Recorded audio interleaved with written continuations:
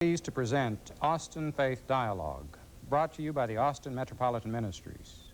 In the weeks ahead, you will see these and other programs by various denominations. It was a parliament, not in London, but in Chicago, not political, but religious in nature. It was the World Parliament of Religions, which will be the focus of our discussion today on Austin Faith Dialogue. Please join us.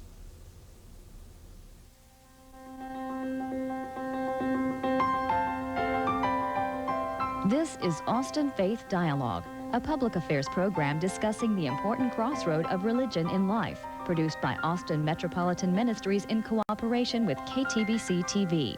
Austin Faith Dialogue highlights the interaction of the religious community with the social and cultural issues throughout our area. Now, today's edition of Austin Faith Dialogue. Hello, I'm Richard Thompson, pastor of Central Presbyterian Church and your host for this edition of Austin Faith Dialogue. And today we turn our attention to the much publicized gathering held earlier this month in the Windy City. The World Parliament of Religions, as the New York Times noted, represented a meeting commemorating a landmark World Parliament of Religions held at Chicago's World Fair a century ago. But it was more than just doing a historical replay of the 19th century that prompted the 700 sessions and 7,000 attendees to be meeting in Palmer House Hotel. Just exactly what motivated this get-together of Christians, of Buddhists, Hindus, Jews, Muslims, Sikhs, and other representatives from around the world, we'll have occasion to see today, as we'll be exploring the deliberations and their meaning for us here in Austin as well. Helping us to highlight this interfaith event will be Patrick Flood, Executive Director of Austin Metropolitan Ministries, and Summer Sakakini, member of the AMM Board and of St. Elias Orthodox Church. We welcome you both, and thank you for being here with us on what I think is, as I indicated, more than a historical meeting. It was called together, I think, because the Chicago folks thought, well, 1893, the World's Fair, and here we are 100 years later with even more of a global village than we had then. What did you see, Pat, as the primary reason for it other than historical? Well, I think there were three reasons explained to us in the promotion of the event. One was historical. One was that there's leadership in Chicago, religious leadership of significance, who have ties internationally, who wanted Chicago again historically to host a much needed, in their mind, international event. So I think that in itself is one of the motives for holding it there. Okay. The second reason was that Chicago has had a lot of activity across interfaith lines through the years due to the significance of the population and leadership, but they never organized their own organization, such as Austin Metropolitan Ministries or Washington, D.C. or Tulsa. There's many groups that are formalized, and so they wanted to come out of this. And so preliminary work was done investigating and analyzing ourselves. A person came from them and looked at AMM, but they also went to Washington and elsewhere. And what will come out of that is an organization. The third thing is the need for religion internationally to face the fact of drawing upon the wisdoms of what they are. And is there any commonality at the same time showing this diversity? And they wanted to come out with a statement, and hence a lot of the controversiality of the event was around that particular statement. And that statement was called Toward a Global Ethic. Okay. It was written in preparation by Hans Kung, who is a very well-known international theologian from Germany.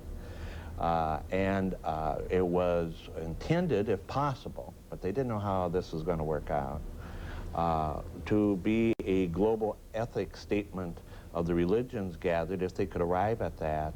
And what they really arrived at was saying there is a spiritual crisis as well as an economic crisis, as well as a environmental, and a whole series, and that they were working towards addressing that and call the world religion to do it.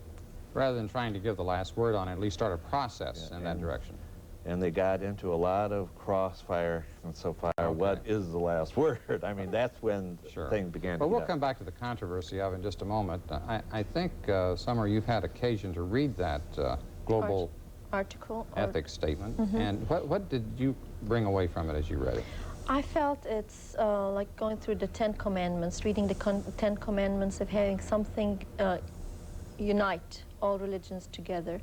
And I felt really empowered by reading that because it got me more involved in different religions. I got educated in reading about other religions and what they are and what they represent, and made me get closer to them.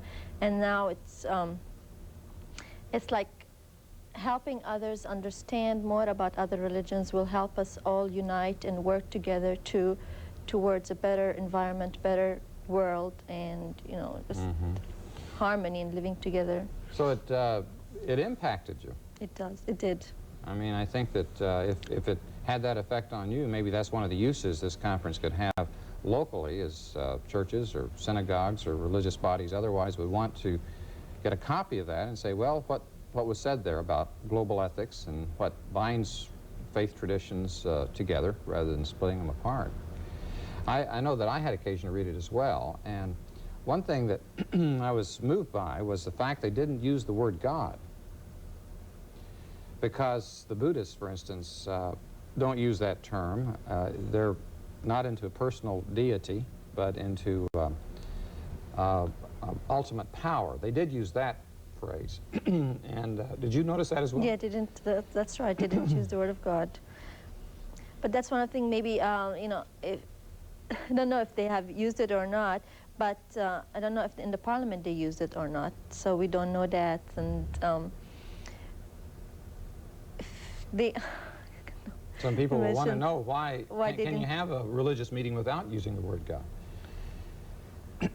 And Pat, I know you've had some Well, I think occasion. that they're grappling with something that is an internal problem for religion than for society. Okay. And I think that the challenge is religion going to get into the internal definitions and statements, but as important as that is, they did ask the Parliament to use God. They did, from the very persuasion, talk about what is God, what is the ultimate power, and but there's that dimension, and then you have the spiritual dimension of impacting upon the global village.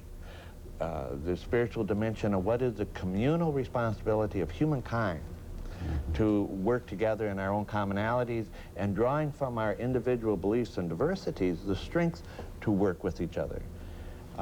There is always politics and there is religion in a gathering. And some criticism said there was more politics than religion. Right. The New York Times said that. Yeah. Others would say it highlighted the realities that exist today and the great need to move in the direction of addressing spirituality Right. and beyond our own limitations.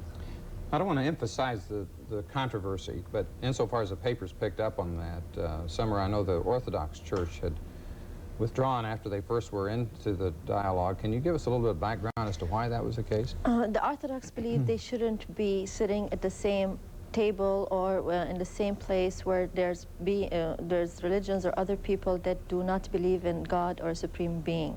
So they felt threatened that if these other religions or other sects, they don't believe in God, that means they're not religious. It's not a religion group, it's a religious group. So they withdrew on this statement that they didn't believe they're supposed to sit with somebody, or it's appropriate sitting with somebody that doesn't believe in God. So it was, Just to be at the same meeting. The same meeting was really inappropriate, so they didn't like that and they withdrew. I see. I think it was around not the same meeting, it was around religious discussion as a purpose of a meeting. They would associate around politics, the betterment of the school system, whatever. So I think they got into difficulty. Now, here's where that comes together, Well, and religious persuasion. And that's it. I mean, as far as the world is concerned, they look at this meeting of all these different faith groups and they think, well, at least you could get along together long enough to stay together, and aren't you supposed to be modeling? Religio means binding together, and to a certain extent, it seemed to not set the best example to the world as far as anybody having to leave. And what do you feel, Patty? Was that overblown, that controversial side to it in your judgment? No, I don't think it was overblown. I think it's a reality. The Foreign Affairs Quarterly, Samuel Huntington did an article which I really think interfaces with the Parliament, and it was on Clash of Civilization.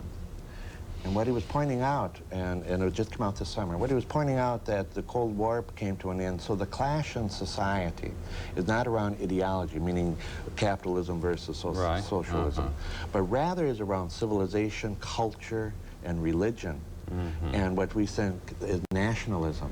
And so that religion does form people. Now we have examples all over, Northern Ireland, we got Bosnia, we got what's going on in the Pacific, the Middle East. Middle East. It's constant. Hence, religion, then, which is a mindset of seeing what the world is about, you know, a framework, an allegorical framework, has some basis of positive and spiritual wisdom strength, as well as a capacity to bring division in relationship to how people view the world. Okay. And so I think what happened in the World Parliament is some of that came out. That's the politics and the religion. Sure. But it also pointed out the crisis and the great call and the yearning for the spiritual wisdom to bring people together. So it wasn't just a nice, easy, nice little church meeting. It was reflecting the way the world is. That's and religion becomes part of the battle for folks. Right. I was interested, Summer, that they made reference to ethnic cleansing in there as something that obviously, if the religions were going to get their act together, they would help move us beyond that kind of violence and racism. That's right. And when you live, I didn't grow up in this country, but now when I look at this country, I feel like there is harmony in this country because the majority is Christian, and there's a lot of other religions that are moving to the United States, so people are getting educated and understanding more. And we have to keep the harmony within the religions within a country, because if we don't have that, we'll have other problems that will evaluate, you know, and escalate during the years, and you have more tension. So if we have love and harmony and education, understanding of what each religion is, and each, because most of the religion also portray their cultural and traditional aspect of the country they come from. So if we get ourselves educated about other religions and other groups, religious groups in our community here in Austin through the AMM, we get to help our city, you know, have global understanding and have harmony, and hopefully we'll have a better environment and better economy and better state of living. Could set an example locally. That's right. Where were you born? In Palestine. And Jerusalem. And when did you come to Austin? I've been here since 82, 1982. I understand that you have a leadership role in regard to one of the Arab American organization. It's called the American Arab Anti-Discrimination Committee, and we have our national office is in Washington, D.C. Slow that down again. American Arab Anti-Discrimination Committee. We have two goals. The first one is to promote our Arabic heritage and culture, locally and internationally, and also to fight discrimination against Arab Americans here in the United States. So we have almost 75 chapters all around the United States, about 30,000 members. Most of them are Arab Americans from Arab descent, and there's a lot of Americans that are really understanding about the Middle East and, you know, what it is to be discriminated against. See, just to pause there, religion, culture, and politics, just those terms. Okay, culture is Arabic. Religion is diversity. Summer is a Christian Arab. See, people think Arabs are Muslim, and most Arabs are Muslim, but the diversity, you see. And certainly we are aware of the politics. I mean, the tensions.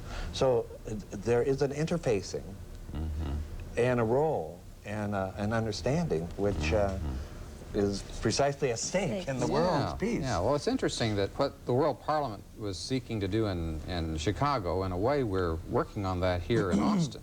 And I think that one of the things that I've read somewhere in connection with this meeting, that the immigration laws of 1960s suddenly meant that there were far more folks coming in from around the world than was true before.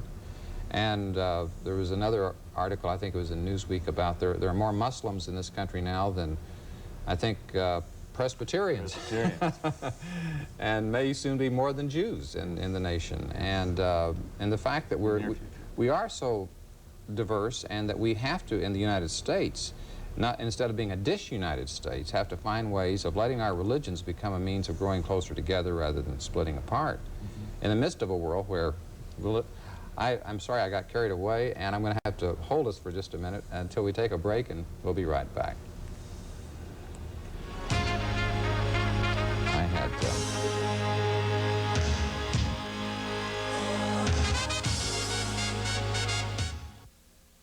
Serving Austin means serving you. Each day, Austin Metropolitan Ministries is Religion in Action, providing affordable housing, caring for the elderly, marching against hunger, and much more. AMM promotes understanding, cooperation, and social involvement. So when we ask for your help, we're really asking to help you, Austin. To find out how you can help Austin Metropolitan Ministries help Austin through its member organizations, just call 472-7627.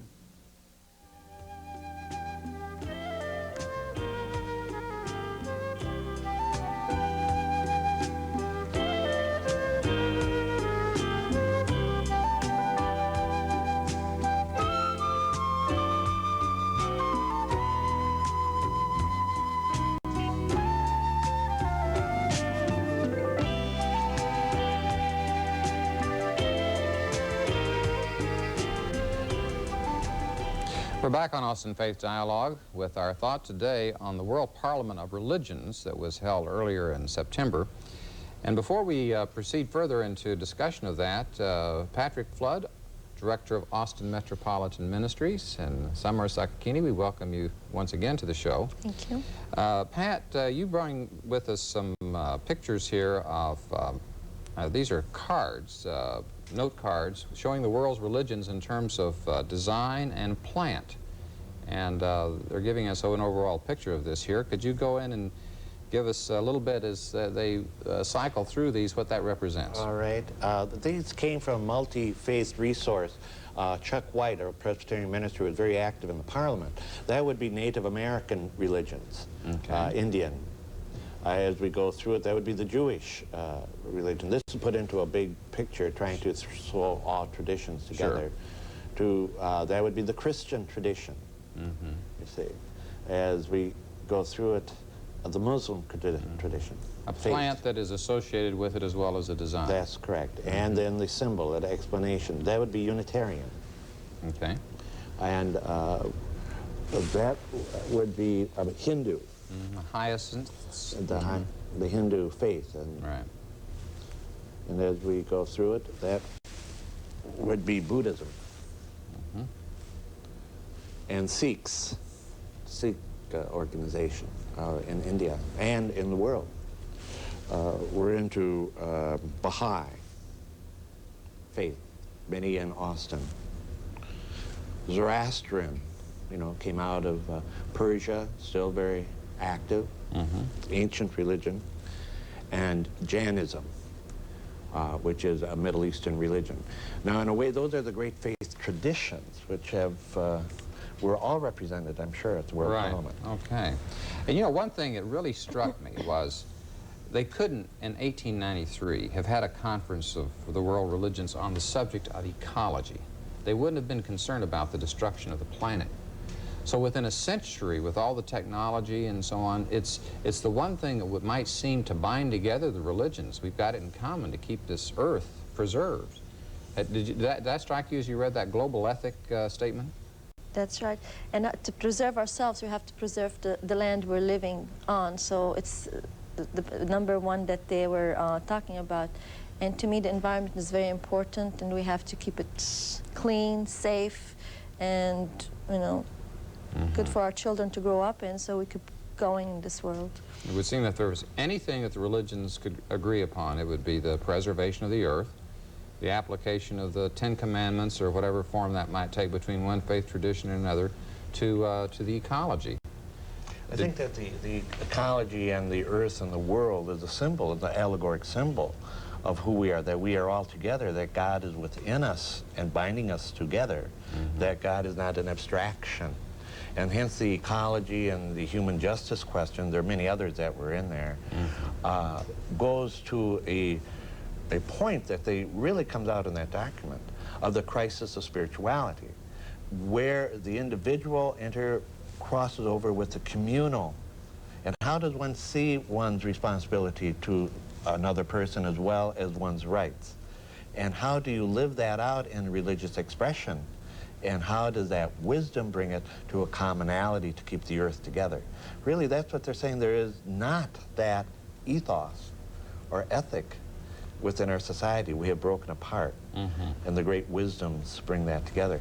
And if I could go on to Austin Metropolitan Ministry, I think, as Summer mentioned, all these faith traditions are here, but we're overwhelmingly Christian, of course. But again, and we should be praised, the Christians should, you know, celebrate that fact. But that also it really means having the humility of our religion to be able to enter into the dialogue, which is the first reason for AMM, I mean, one of the reasons, to be able to appreciate that whole dimension. But then secondly, the purpose of AMM is to get into concrete services and to get in community capacity to address quality of life issues. By bringing all the traditions together in the earth issues and human issues, you begin to see commonality and humanity.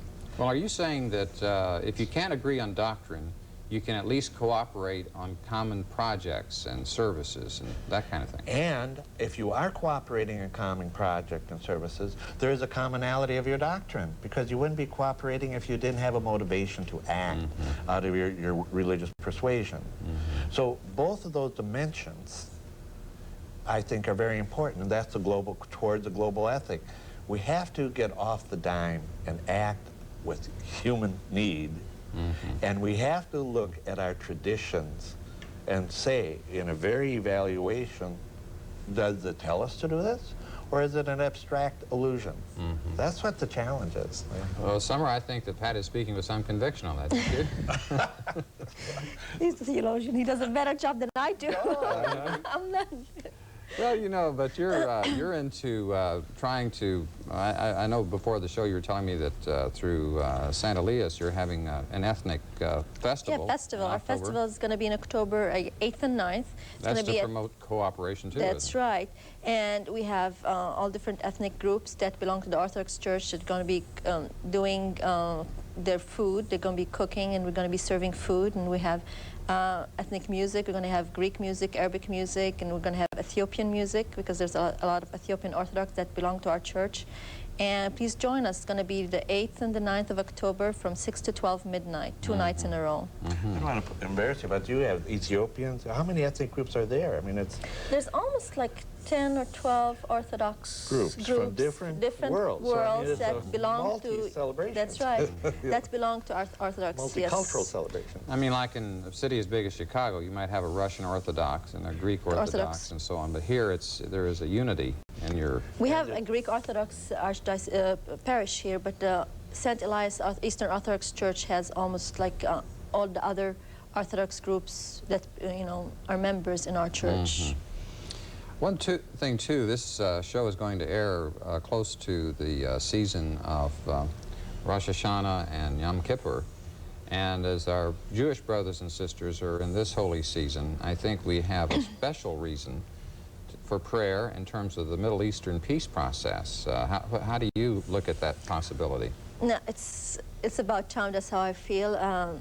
Having family there is really affecting me a lot, and I want peace to prevail. We're really praying for it, and I pray every day, and I watch TV every day, but I'm praying for peace, and I'm hoping that the PLO and the Israeli government will, you know, go faster in signing the peace treaty and, you know, returning all the deportees and having everybody live in harmony and enough bloodshed. We're ready for peace. Both the Palestinians, talking about Palestinians, that they want peace, and I know the Israelis do too. And now it's about, you know, the right time to do it. You think it's about time, Pat? Well, division and harmony, you know, diversity and harmony. Rabin said, you don't make peace with friends, you make peace with enemies. That's I mean, right. those statements, religion is there, culture and civilization. And I think we're seeing something work. It's a part of our process of being religious people to Right. participate. Well, I think that there is hopefulness there that we can all affirm. And I think that one of the things in the few minutes that we have left that we can take this World Parliament as sort of a benchmark of efforts to do this on a broader basis, on a global basis, that I was struck by the fact that the Dalai Lama gave the concluding talk at the conference. And as a winner of the Nobel Peace Prize, I think it was a logical choice.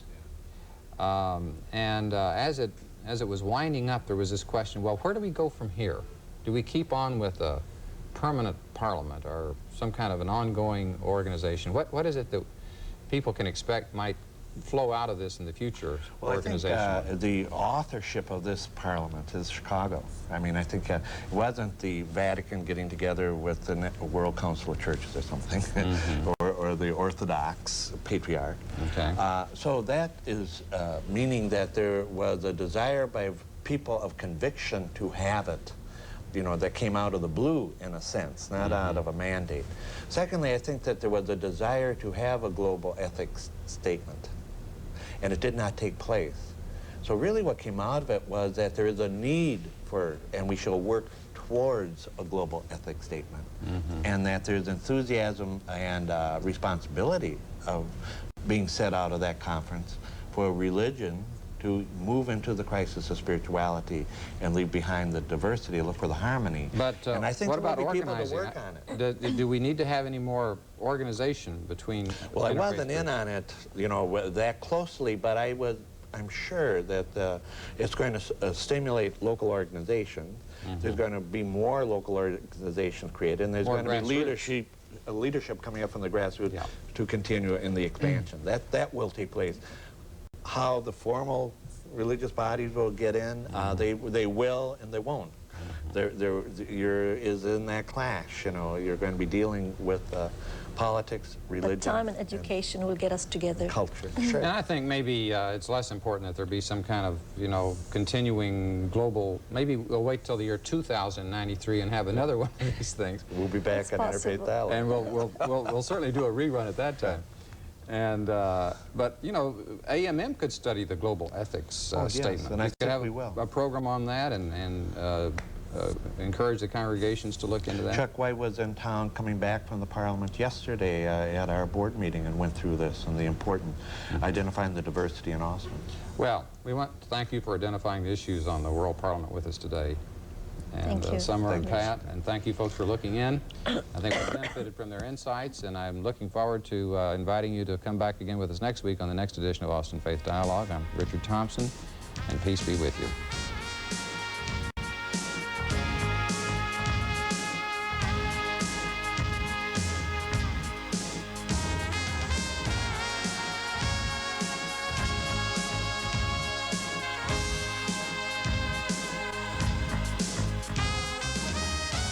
For more information, call Austin Metropolitan Ministries at 472-7627.